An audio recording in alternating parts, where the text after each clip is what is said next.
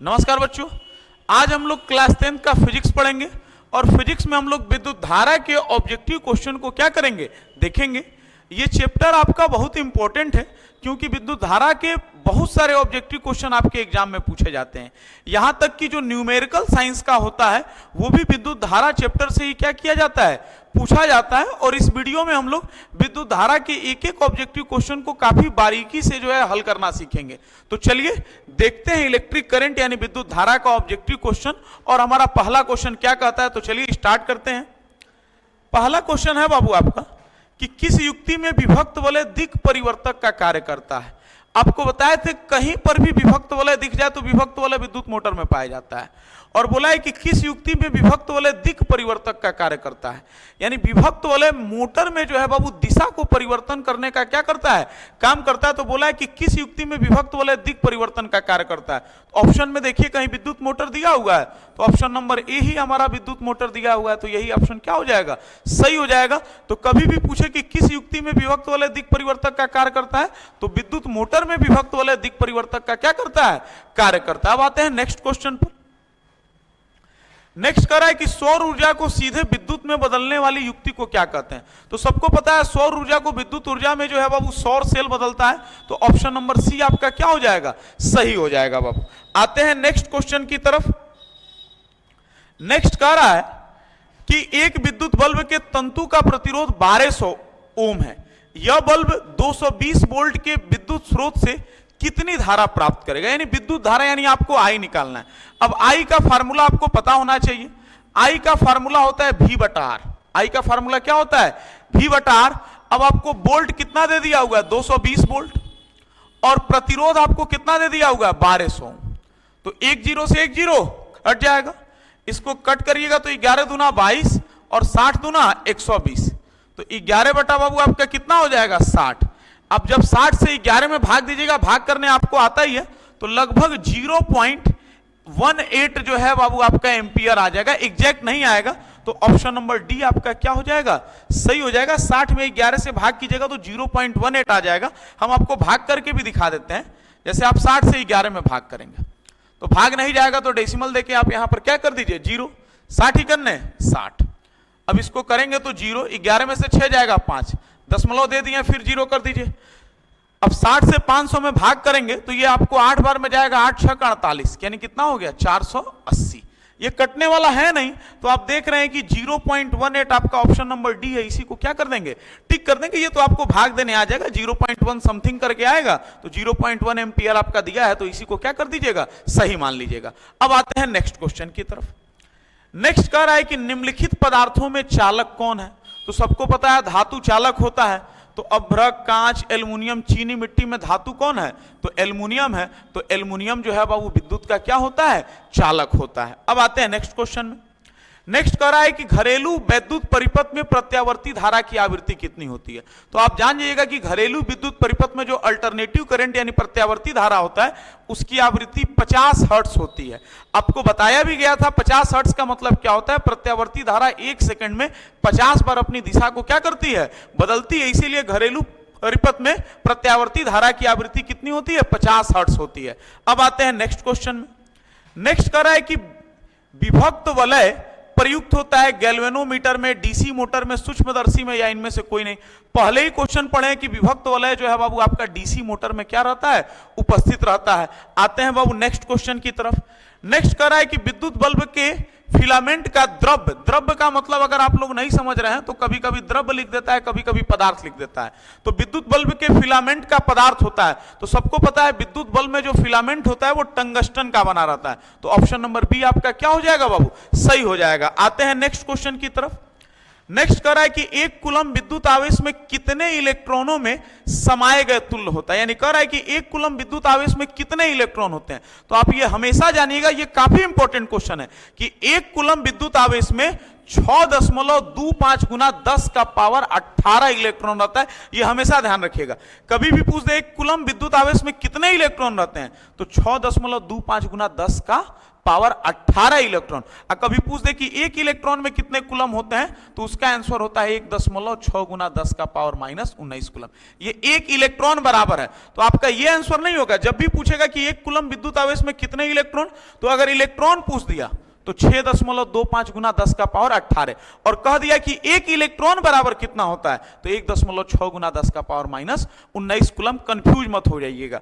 कभी भी पूछेगा एक कूलम विद्युत आवेश में कितने इलेक्ट्रॉन होते हैं, तो 6.25 गुना 10 का पावर 18, और पूछेगा एक इलेक्ट्रॉन में कितने कूलम होते हैं, तो 1.6 गुना 10 का पावर -19 कूलम। ये चीज आप लोग ध्यान रखिएगा। अब आते हैं नेक्स्ट क्वेश्चन की तरफ। विद्युत आवेश का एसआई मात्रक क्या है, तो सबको पता है विद्युत आवेश का एसआई मात्रक आपका क्या होता है, कूलम होता है। अब आते हैं नेक्स्ट क्वेश्चन पे। नेक्स्ट कह रहा है कि अतिभारण के समय विद्युत परिपथ में विद्युत धारा का मान क्या हो जाए। अतिभारण नामे से अधिक हो जा रहा है, तो अतिभारण के समय विद्युत परिपथ में विद्युत धारा का मान बहुत अधिक बढ़ जाता है, उसी को ओवरलोडिंग या क्या कहते हैं, अतिभारण कहते हैं। तो अतिभारण के समय विद्युत परिपथ में विद्युत धारा का मान बहुत अधिक बढ़ जाता है। ऑप्शन नंबर सी आपका क्या हो जाएगा, सही हो जाएगा। अब आते हैं नेक्स्ट पर। नेक्स्ट कह रहा है बाबू 1 वोल्ट कहलाता है, तो आप ये जान जाइएगा कि 1 वोल्ट होता है 1 जूल प्रति कूलम के बराबर होता है। ये काफी आसान फार्मूला है, 1 वोल्ट बराबर 1 जूल प्रति कूलम होता है, ये भी आप लोग ध्यान रखेंगे। अब आते हैं नेक्स्ट क्वेश्चन। नेक्स्ट कह रहा है बाबू आपका कि अमीटर को विद्युत परिपथ में कैसे जोड़ा जाता है। तो आपने देखा होगा अमीटर को विद्युत परिपथ में जो है बाबू श्रेणी क्रम में जोड़ा जाता है, समांतर क्रम में कभी भी अमीटर को नहीं जोड़ा जाता है। तो अमीटर को विद्युत परिपथ में कैसे जोड़ा जाता है, श्रेणी क्रम में जोड़ा जाता है। ये भी क्वेश्चन काफी फेमस है, कई बार एग्जाम में आया हुआ क्वेश्चन है। तो चलते हैं नेक्स्ट क्वेश्चन की तरफ। नेक्स्ट कह रहा है बाबू किसी बल्ब में 1 मिनट में 120 कूलम आवेश प्रवाहित हो रहा है, तो विद्युत धारा का मान ज्ञात कीजिए। तो काफी आसान है बाबू, आपको विद्युत धारा का मान निकालना है, यानी आई का मान निकालना है। किसका मान निकालना है, आई का मान निकालना है। और आई का मान होता है वो Q/T। तो कूलम कितना दे दिया हुआ 120। अब 1 मिनट, तो आपको पता है कि 1 मिनट बराबर कितना होता है 60 सेकेंड। और कभी भी विद्युत धारा निकालना रहता है तो टाइम को किस में बदल देंगे, सेकंड में। तो 1 मिनट को यहां पर कितना में कर देंगे 60, और 60 से करेंगे तो 60 दूना आपका कितना हो जाएगा 120, यानी आपका कितना आंसर आ जाएगा वो 2 एम्पियर, यानी ऑप्शन नंबर बी आपका क्या हो जाएगा, सही हो जाएगा। फार्मूला याद रहेगा, देखिएगा पूछा है विद्युत धारा का मान क्या होगा, तो I = Q/2। चूंकि कुलम दिया हुआ है तो कुलम का मान 120, 1 मिनट में 60 सेकंड होता है, तो हमने टाइम की जगह क्या लग दिया 60, 60 दूना 120, यानी 2 एम्पियर। ऑप्शन नंबर बी आपका क्या हो जाएगा, सही हो जाएगा। आते हैं बाबू नेक्स्ट क्वेश्चन पर। नेक्स्ट कह रहा है बाबू किस उपकरण में धन और ऋण का चिन्ह नहीं होता है। अमीटर में भी होता है, वोल्ट मीटर में भी होता है, विद्युत सेल में भी होता है, लेकिन आपको पता है कुंडली में प्लस और माइनस का चिन्ह नहीं होता, धन और ऋण का चिन्ह नहीं होता, तो इसीलिए इसका आंसर हो जाएगा सी, कुंडली में। अब आते हैं नेक्स्ट क्वेश्चन की तरफ। नेक्स्ट कह रहा है कि लघु पतन के समय परिपथ में विद्युत धारा का मान क्या होगा। तो आपको बताए थे कि लघु पतन में विद्युत धारा का मान जो है बाबू बहुत अधिक हो जाता है, प्रतिरोध कम हो जाता है और धारा का मान क्या हो जाता है, अधिक हो जाता है। इसी के कारण होता है कम प्रतिरोध में जब अधिक धारा बहने लगती है तो वो इसके कारण जो है लघु पतन के लघु पतन के कारण क्या कर लेता है, आग पकड़ लेता है। तो कभी भी आपसे पूछा जाएगा कि लघु पतन के समय परिपथ में विद्युत धारा का मान क्या होगा, तो लघु पतन के समय परिपथ में विद्युत धारा का मान आपका क्या हो जाएगा बाबू, बहुत अधिक हो जाएगा। आते हैं नेक्स्ट क्वेश्चन की तरफ कि किसी बल्ब से 220 वोल्ट पर 2 एम्पियर की धारा प्रवाहित होती है, तो फिलामेंट का प्रतिरोध कितना होगा। कोई दिक्कत नहीं है, फिलामेंट का प्रतिरोध निकालना है। प्रतिरोध R का फार्मूला V/I, तो V का मान कितना दे दिया हुआ है 220, I का मान 2 दिया है, 2 से कट करेंगे 2 × 2 और फिर 0, यानी क्या हो जाएगा 110 ओम। फार्मूला याद होना चाहिए। R पूछा है V/I, V का मान 220, I का मान आपका कितना दिया हुआ है 2, तो करें तो बुआ कितना आ गया 110 ओम आ गया, तो यही इसका क्या हो जाएगा आंसर। आते हैं नेक्स्ट क्वेश्चन की तरफ। नेक्स्ट कह रहा हुआ एक विद्युत हीटर की कुंडली का प्रतिरोध 55 ओम है, 220 वोल्ट के स्रोतों से विद्युत धारा लेगी तो उसका मान क्या होगा। तो आपको पता होना चाहिए विद्युत धारा का फार्मूला आपसे पूछा है बाबू, तो विद्युत धारा का फार्मूला होता है I = V/R। अलग अलग जगह पर फार्मूला अलग अलग यूज होता है। तो I = V/R, आपको V का मान कितना दे दिया हुआ है 220, और R का मान कितना दे दिया हुआ है 55 दे दिया हुआ है। R का मान कितना दे दिया 55। अब 55 से इसको काटिएगा तो 55 चौको आपका कितना हो जाएगा 220, यानी इसका आंसर आपका कितना हो जाएगा 4 एम्पियर आंसर हो जाएगा। तो फार्मूला आपको या I पूछा है बुआ आपको आर दे दिया है और क्या दे दिया है भी, तो आई का फार्मूला होता है भी बटा आर, तो भी का मान 220, आर का मान 55, 55 से 220 में भाग करेंगे कितना आ जाएगा 4 एम्पियर, इसका क्या हो जाएगा आंसर हो जाएगा। आते हैं नेक्स्ट क्वेश्चन की तरफ। नेक्स्ट कह रहा है कि किसी चालक के प्रतिरोधकता, यहां पर जो है वो प्रतिरोधकता को छूट गया, किसी चालक के वैद्युत प्रतिरोधकता का मात्रक है, तो सबको पता है वैद्युत प्रतिरोध का जो मात्रक होता है वो ओम मीटर होता है, तो ऑप्शन नंबर बी क्या हो जाएगा आपका सही हो जाएगा। बहुत जगह ओम भी लिखा रहता है, कभी कभी ओम मीटर भी लिख दिया रहता है, तो ओम लिखा रहता है तो बच्चे कंफ्यूज नहीं होते, इसीलिए ये वाला क्वेश्चन आपको डाल दिए हैं ताकि आपको प्रैक्टिस करने में आसानी रहे। ओम लिखा रहे चाहे ओम मीटर लिखा रहे, दोनों क्या है एक ही चीज है, तो विद्युत प्रतिरोध का एसआई मात्रक क्या होता है ओम मीटर। अब आते हैं नेक्स्ट क्वेश्चन की तरफ। नेक्स्ट कर रहा है कि हमारे घरों में जो आपूर्ति की जाती है वो पता है, तो सबको पता है हमारे घरों में प्रत्यावर्ती धारा आपूर्ति होती है, और 220 वोल्ट की प्रत्यावर्ती, तो कहां लिखा है इसमें 220 वोल्ट की दिष्ट धारा लिखा है, ये तो होगा नहीं। अब आते हैं ऑप्शन नंबर सी पर, 220 वोल्ट की प्रत्यावर्ती धारा, तो ऑप्शन नंबर सी हमारा क्या हो जाएगा सही हो जाएगा। हमारे घरों में सबको पता है 220 वोल्ट की प्रत्यावर्ती धारा क्या की जाती है प्रवाहित की जाती है। आते हैं नेक्स्ट क्वेश्चन की तरफ। नेक्स्ट कह रहा है कि किसी चालक के छोरों के बीच विभवांतर भी, प्रतिरोध आर और प्रवाहित धारा आई के बीच संबंध क्या है, तो अब देखिएगा अगर आप रिलेशन बैठाते हैं तो पहला आपका गलत हो जाएगा, दूसरा गलत हो जाएगा, लेकिन तीसरा आर इक्वल टू आपका क्या होता है भी बटा आई, तो इन तीनों के बीच यही संबंध सही है, आर इक्वल टू भी बटा आई। अब आते हैं बाबू नेक्स्ट क्वेश्चन की तरफ। नेक्स्ट कह रहा है बाबू जब किसी चालक तार से विद्युत धारा प्रवाहित होती है तो गतिशील कण होते हैं, तो सबको पता है गतिशील कण को हम लोग क्या कहते हैं इलेक्ट्रॉन कहते हैं। किसी भी चालक तार में जो गतिशील कण प्रवाहित होते हैं वो क्या कहलाते हैं इलेक्ट्रॉन कहलाते हैं, तो ऑप्शन नंबर डी आपका क्या हो जाएगा सही हो जाएगा। अब आते हैं नेक्स्ट क्वेश्चन की तरफ। नेक्स्ट कह रहा है कि 1 ओम 2 ओम के प्रतिरोधों को श्रेणी क्रम में 6 वोल्ट कर बैटरी से जोड़ने पर परिपथ में धारा का मान क्या होगा। अब देखिएगा कोई दिक्कत नहीं है, श्रेणी क्रम में जोड़ा गया तो आर निकाल लीजिए, 1 ओम है तो 1 ओम, फिर 2 ओम है तो आपका आर का मान कितना निकल गया बाबू 3 ओम निकल गया। आर का मान आपका कितना निकल गया 3 ओम, और आपसे पूछा क्या है परिपथ में धारा का मान क्या होगा, तो आई का फार्मूला सबको पता है बाबू क्या होता है भी बटा आर होता है।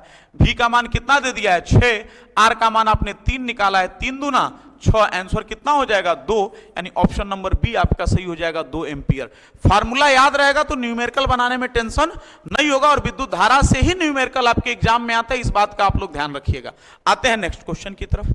नेक्स्ट कह रहा है बाबू ओम के नियम का गणितीय रूप क्या है, तो ओम के नियम का इसमें से अगर आप गणितीय रूप देखिएगा तो आई इक्वल टू क्या हो जाएगा भी बटा आर हो जाएगा। ये ओम के नियम का गणितीय रूप है जब आप इसको फार्मूला में डिराइव कीजिएगा तो। आते हैं नेक्स्ट क्वेश्चन की तरफ। नेक्स्ट कह रहा है बाबू किसी कुंडली का प्रतिरोध ज्ञात करने के लिए सूत्र है, तो प्रतिरोध का सूत्र पूछा है तो आर इक्वल टू बाबू क्या होता है भी बटा आई, ऑप्शन नंबर सी आपका क्या हो जाएगा सही हो जाएगा। आते हैं नेक्स्ट क्वेश्चन की तरफ। नेक्स्ट कह रहा है कि विद्युत धारा की प्रबलता का एसआई मात्रक क्या, तो ये किसको नहीं पता है बाबू विद्युत धारा का एसआई मात्रक क्या होता है एम्पियर होता है। अब आते हैं नेक्स्ट क्वेश्चन की तरफ।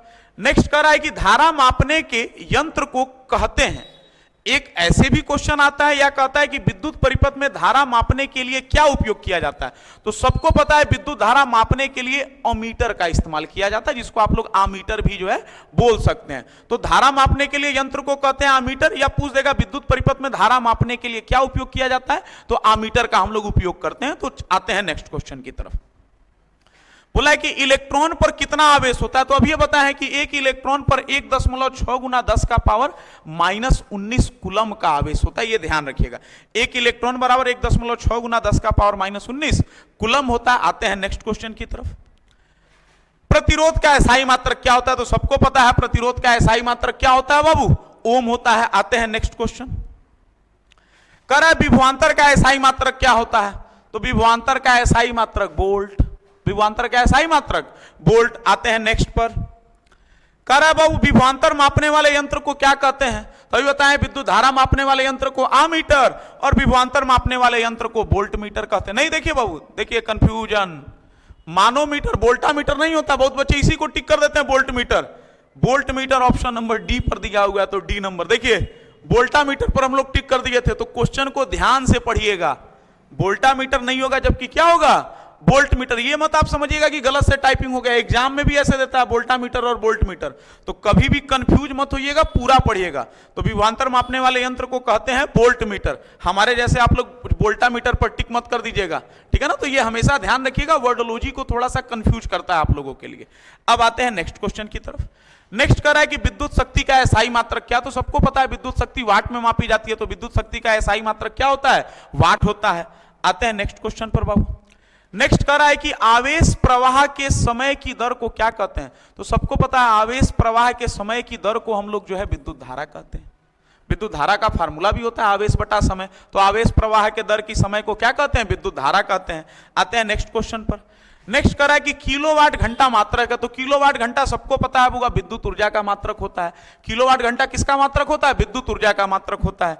आते हैं नेक्स्ट क्वेश्चन की तरफ कि 1 किलोवाट बराबर होता है, ये भी काफी फेमस क्वेश्चन है। 1 किलोवाट जो है बाबू 3.6 गुना 10 का पावर 6 जूल के बराबर होता है। 1 किलोवाट घंटा 3.6 गुना 10 का पावर 6 जूल के बराबर होता है। आते हैं नेक्स्ट क्वेश्चन पर। नेक्स्ट कर रहा है कि विद्युत बल्ब में फिलामेंट बना होता है। अब ये बताएं विद्युत बल्ब में फिलामेंट टंगस्टन के तार का क्या होता है बाबू, बना होता है, जिसका गलनांक बहुत अधिक होता है। आते हैं नेक्स्ट क्वेश्चन की तरफ। किलोवाट घंटा बराबर होता है, तो आपको बताए थे किलोवाट घंटा मतलब 1 किलोवाट घंटा किसके बराबर होता है, 1 यूनिट के बराबर होता है। तो ये भी काफी इंपॉर्टेंट क्वेश्चन है कि पूछता है कि किलोवाट घंटा किसके बराबर होता है, तो किलोवाट घंटा 1 यूनिट के बराबर होता है। आते हैं बाबू नेक्स्ट। कह रहा है कि 1 HP यानी 1 हॉर्स पावर 1 अश्व शक्ति किसके बराबर होता है। तो आपको पता है कि 1 अश्व शक्ति बराबर 746 वाट होता है। 1 हॉर्स पावर बराबर 746 वाट होता है। आते हैं नेक्स्ट पर। नेक्स्ट कर रहा है कि किसी परिपथ का वह गुण जो विद्युत ऊर्जा को ऊष्मा में बदल देता है। आपको बताया था परिपथ में जितना ज्यादा प्रतिरोध होगा उतना ही तेज तार गर्म हो जाता है। तो वह विद्युत ऊर्जा को ऊष्मा में यदि कोई बदलने का काम करता है तो वो प्रतिरोध काम करता है। तो ऑप्शन नंबर ए आपका क्या हो जाएगा, सही हो जाएगा। कोई भी तार गर्म होता है तो वो प्रतिरोध के कारण ही जो है गर्म होता है, इसीलिए विद्युत ऊर्जा को ऊष्मा में बदलने का काम जो है वो प्रतिरोध का होता है। आते हैं नेक्स्ट क्वेश्चन की तरफ। नेक्स्ट कह रहा है बाबू जिस विद्युत परिपथ में धारा दोनों दिशाओं में प्रवाहित होती है उसे क्या कहते हैं। तो आपको पता है दोनों दिशाओं में प्रवाहित होने वाली धारा को प्रत्यावर्ती धारा यानी एसी करंट अल्टरनेटिव करंट क्या है कहा जाता है। तो ऑप्शन नंबर ए प्रत्यावर्ती धारा क्या हो जाएगा, सही हो जाएगा। आते हैं नेक्स्ट क्वेश्चन की तरफ। नेक्स्ट कह रहा है कि चालक का प्रतिरोध निर्भर नहीं करता है, करता नहीं है, निर्भर नहीं करता है। तो चालक की लंबाई पर तो निर्भर करता है, चालक के अनुप्रस्थ काट क्षेत्रफल पर भी निर्भर करता है, चालक के तापमान पर भी जो है वह प्रतिरोध निर्भर करता है, लेकिन चालक में प्रवाहित विद्युत धारा पर प्रतिरोध निर्भर नहीं करता है। तो बोला है कि प्रतिरोध निर्भर नहीं करता है, तो चालक में प्रवाहित विद्युत धारा पर प्रतिरोध निर्भर नहीं करता। आते हैं नेक्स्ट क्वेश्चन की तरफ। नेक्स्ट कह रहा है कि निम्नलिखित में से कौन विद्युत का सबसे अच्छा चालक है। कभी भी अगर सबसे अच्छा चालक पूछ देगा तो उसमें हम लोग किसका टिक कर देंगे बुआ, चांदी का। ये भी काफी इंपॉर्टेंट क्वेश्चन है, पूछता है कि विद्युत का सबसे अच्छा चालक क्या है, तो चांदी। सोना पर टिक मत कीजिएगा, सोना का प्रतिरोध कम होता है लेकिन इसका लोग इस्तेमाल नहीं करता है। तो कभी भी पूछ देगा विद्युत का सबसे अच्छा चालक क्या होता है, तो चांदी पर ही टिक कीजिएगा। आते हैं नेक्स्ट क्वेश्चन की तरफ। नेक्स्ट है बाबू विद्युत बल्ब में कौन सी गैस भरी जाती है। तो आपको बता दें विद्युत बल्ब में निष्क्रिय गैस भरी जाती है। तो ऑप्शन नंबर ए आपका क्या हो जाएगा, सही हो जाएगा। निष्क्रिय गैस को आप इनर्ट गैस भी बोल सकते हैं, अक्रिय गैस भी बोल सकते हैं, नोबल गैस भी बोल सकते हैं। तो विद्युत बल्ब में हमेशा निष्क्रिय गैस भरी जाती है। अक्सर जो आप लोग एलईडी वगैरह देखते हैं उसमें नियॉन नामक निष्क्रिय गैस क्या होती है, भरी जाती है। अब आते हैं नेक्स्ट क्वेश्चन की तरफ। नेक्स्ट करा है कि टंगस्टन धातु का गलनांक कितना होता है। एग्जैक्ट तो नहीं है लेकिन एग्जाम के हिसाब से आप लोग ध्यान में रखिएगा, टंगस्टन धातु का गलनांक 3000 डिग्री सेल्सियस होता है। बहुत सारे किताबों में 2800, 2900, 3200 करके दिया हुआ है, तो हम लोग अप्रोक्सीमेटली एक मान के चलेंगे तो 3000 डिग्री सेल्सियस तक हम लोग टंगस्टन धातु का गलनांक क्या कर सकते हैं, मान सकते हैं। आते हैं नेक्स्ट क्वेश्चन की तरफ। नेक्स्ट करा है कि इलेक्ट्रिक हीटर की कुंडली बनाने में किस पदार्थ का प्रयोग किया जाता है। तो सबको पता है जो इलेक्ट्रिक हीटर की जो कुंडली होती है वो नाइक्रोम के तार की बनी होती है। तो पूछा है कि इलेक्ट्रिक हीटर की कुंडली बनाने में किस पदार्थ का उपयोग होता है, तो नाइक्रोम के तार का क्या होता है, इस्तेमाल किया जाता है इलेक्ट्रिक हीटर की कुंडली बनाने के लिए। अब आते हैं नेक्स्ट क्वेश्चन की तरफ। नेक्स्ट कह रहा है बाबू 1 यूनिट विद्युत ऊर्जा का मान क्या होता है। तो 1 यूनिट यानी 1 किलोवाट, और 1 यूनिट विद्युत ऊर्जा का मान अभी बताए हैं 3.6 गुना 10 का पावर कितना होता है, 6 जूल होता है। अब आते हैं नेक्स्ट क्वेश्चन की तरफ। नेक्स्ट करा हुआ कार्य करने की क्षमता को क्या कहते हैं। तो सबको पता है कार्य करने की क्षमता ऊर्जा कहलाती है। कार्य करने की क्षमता क्या कहलाती है, ऊर्जा कहलाती है। अब आते हैं नेक्स्ट क्वेश्चन पर। नेक्स्ट कह रहा है कि अमीटर को विद्युत परिपथ में कैसे जोड़ा जाता है। फिर रिपीटेड क्वेश्चन, सोच लीजिए कितना इंपॉर्टेंट क्वेश्चन है। एमीटर को विद्युत परिपथ में कैसे जोड़ा जाता है, तो अमीटर को विद्युत परिपथ में किस में जोड़ा जाता है बुआ, श्रेणी क्रम में जोड़ा जाता है। अब आते हैं नेक्स्ट क्वेश्चन की तरफ। नेक्स्ट कह रहा है कि किलोवाट घंटा मात्रक होता है, तो किलोवाट घंटा जो होता है बाबू विद्युत ऊर्जा का मात्रक होता है। किलोवाट घंटा किसका मात्रक होता है बाबू, विद्युत ऊर्जा का मात्रक होता है। किलोवाट घंटा किसका मात्रक होता है बाबू, विद्युत ऊर्जा का मात्रक होता है। तो ये चीज आप लोग हमेशा क्या रखिएगा, ध्यान में रखिएगा। किलोवाट घंटा किसका मात्रक होता है, विद्युत ऊर्जा का। यहां पर आपका जो है बाबू इलेक्ट्रिक करंट यानी विद्युत धारा के ऑब्जेक्टिव क्वेश्चन का होगा क्या हुआ, समापन हुआ। मिलते हैं हम लोग नेक्स्ट वीडियो में जो है नेक्स्ट चैप्टर के साथ और एक अलग कॉन्सेप्ट के साथ आप लोग को पढ़ाया जाएगा। अगर ये ऑब्जेक्टिव वीडियो आपको अच्छा लगा हो तो आप लोग इसको अपने दोस्तों में शेयर करें, हमारे चैनल को सब्सक्राइब करें, लाइक करें, जिससे हम आप लोगों के लिए और भी अच्छा वीडियो क्या कर सकें, बना सकें। मिलते हैं नेक्स्ट वीडियो में।